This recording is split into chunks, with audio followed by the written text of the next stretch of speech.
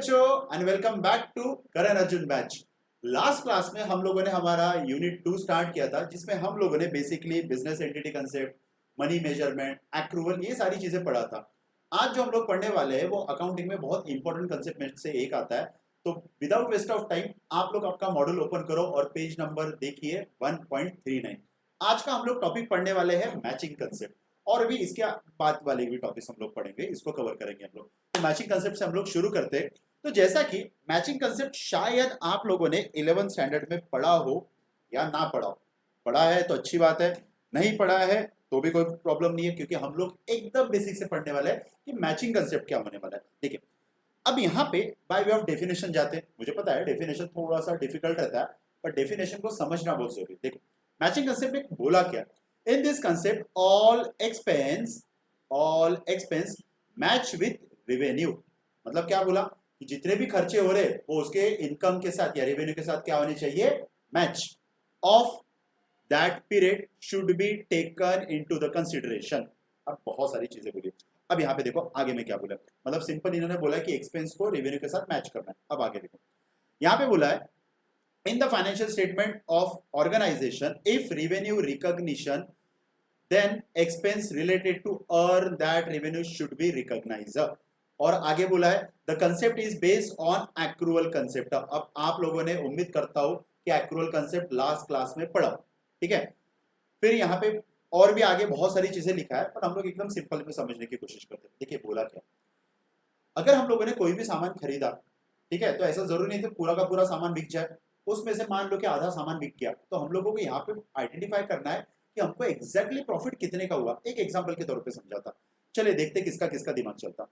आप लोगों का इसका आंसर दे रहा है। मान लीजिए आपने 100 बॉक्सेस परचेज किए 10 रुपीज का भाव से, मतलब टोटल 1000 का, और आप लोगों ने बेचे हैं यहाँ पे मान लो 80 बॉक्सेस, और रेट पकड़ के चलो आप 20, ठीक है, मतलब ये कितना हो गया 1600। तो अब मुझे बताइए इसमें प्रॉफिट कितने का हुआ या लॉस हुआ, तो लॉस कितने का हुआ। सोच के वीडियो को 1 मिनट पॉज कीजिए और सोचिए कि कितने का हुआ। मैक्सिमम बच्चे यहाँ पे मुझे बताएंगे कि सर यहाँ पे जो प्रॉफिट हुआ है ना वो हुआ है 600 रुपए का। कैसा, 1000 रुपए में परचेस किया, 1600 में बेचा, 600 रुपए प्रॉफिट। यही गलत है। यही पे हमारा काम करता है मैचिंग कंसेप्ट।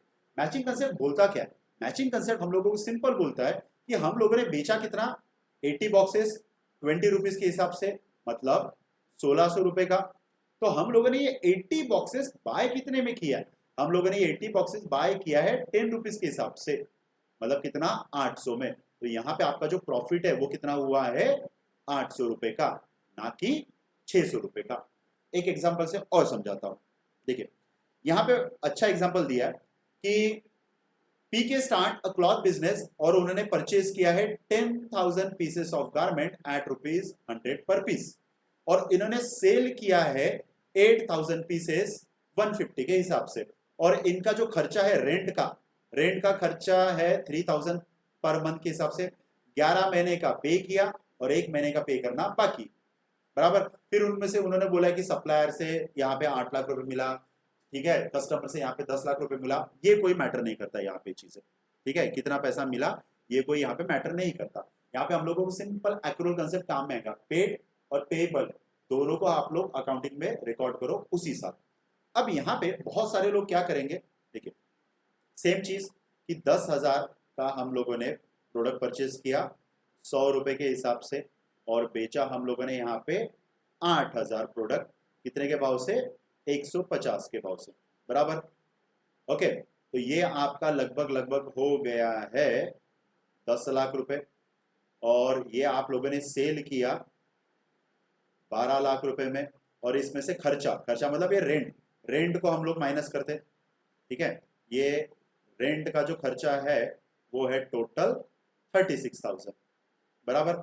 ये पूरा प्लस माइनस करने के बाद आपका जो प्रॉफिट है वो आप लोग यहाँ पे शो करोगे, प्रॉफिट आपका 1,64,000 का, बराबर।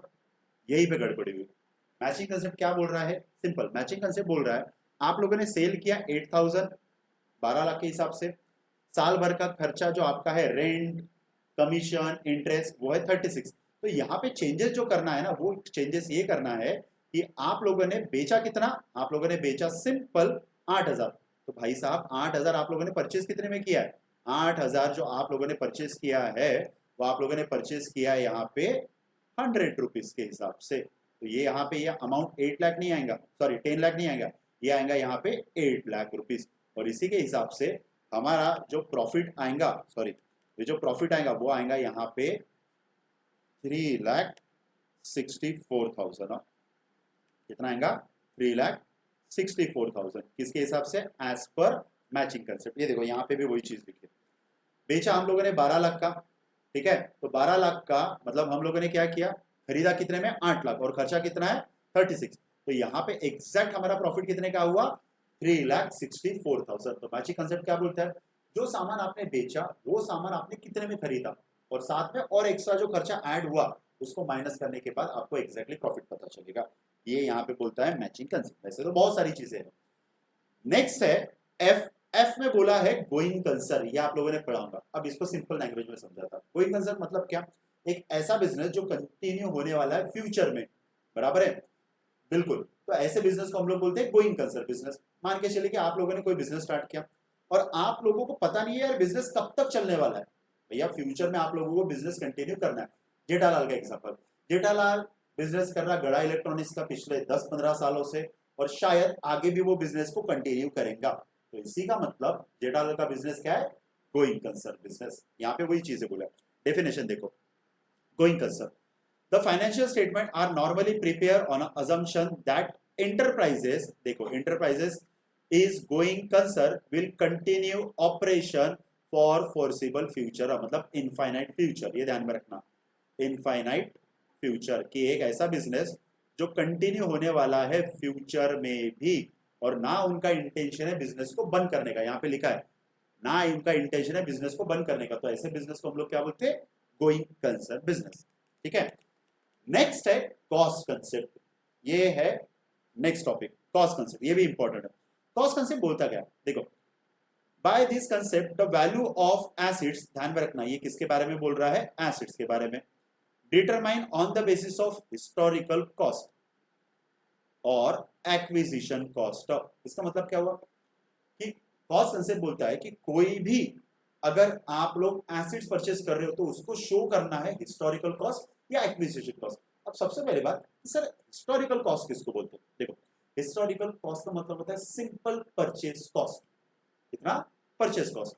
अब मान के चलो कि आप लोगों ने कोई टीवी परचेस किया 1 लाख रुपीस का, ठीक है, और टीवी लाने के लिए बड़ा सा टीवी है, अब लाने के लिए आप लोगों को कुछ खर्चा हुआ, मान लो इसको ट्रांसपोर्टेशन का खर्चा हुआ 10,000 रुपए, ठीक है, इंस्टॉलेशन का खर्चा हुआ 5,000 रुपए, लोडिंग अनलोडिंग के लिए लेबर का खर्चा हुआ यहाँ पे 5,000 रुपए। तो यहाँ पे 1 लाख के साथ एक्स्ट्रा पैसा कितना खर्च हुआ यहाँ पे 20,000। तो यहाँ पे इसका जो कॉस्ट हो जाएगा वो 1 लाख नहीं होगा, यहाँ पे इसका कॉस्ट होगा 1,20,000। और इसी को हम लोग अकाउंटिंग में बोलते हैं या तो हिस्टोरिकल कॉस्ट या एक्विजिशन कॉस्ट। उम्मीद करता हूँ आपको समझ में आया होगा हिस्टोरिकल कॉस्ट किसको बोलते हैं। तो कॉस्ट कंसेप्ट यही बोलता है कि जब कभी भी आपने कोई एसिड्स परचेस किया तो एसिड्स परचेस करने में उसका जो हिस्टोरिकल कॉस्ट है वो आपको बुक्स ऑफ अकाउंट में शो करना है, ना कि मार्केट वैल्यू। मार्केट वैल्यू मतलब अब देखिए कोई चीज है, कोई एसिड से जिसका प्राइस कम होता, कोई एसिड से जिसका प्राइस इंक्रीज होता। जैसे यहाँ पे अगर मैं टीवी की बात करूं, टीवी का कॉस्ट जैसे 2024 में 1,20,000 हम लोगों ने रिकॉर्ड किया। अब मान लो कि 2025 में ये टीवी का कॉस्ट हो गया कम, बराबर 1 लाख रुपए। तो क्या हम लोग बैलेंस शीट में इसको 1 लाख शो करेंगे? तो आंसर है नहीं।